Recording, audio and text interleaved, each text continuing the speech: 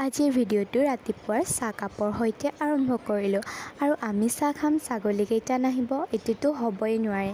এটা ছাগলীয়ে আকৌ একো খাব নাপায়, মোৰ আঙুলিটোকে খাই আছে। বাৰু আজিৰ মেইন কথাটোলৈ আহিছোঁ। আজি হৈছে আমতি, সেয়েহে আমাৰ ৰাইজৰ পুখুৰীটোত আজি মাছো মাৰিলে। আমি অৱশ্যে লঘন নিদিওঁ, যিহেতু আমি ভকত হয় আৰু সকলোৰে ফালে নিয়মবোৰ বেলেগ বেলেগ হয় দিয়কচোন। এয়া আইতাই আকৌ কাঠি মুচি আছে। আৰু সৰু মাছকেইটা ময়ে বাছি ধুই মেলি ইফালে থৈও দিলোঁ। আৰু আজি আমতিৰ বাবে ময়ো সোনকালে মূৰ গা ধুই ল'লোঁ।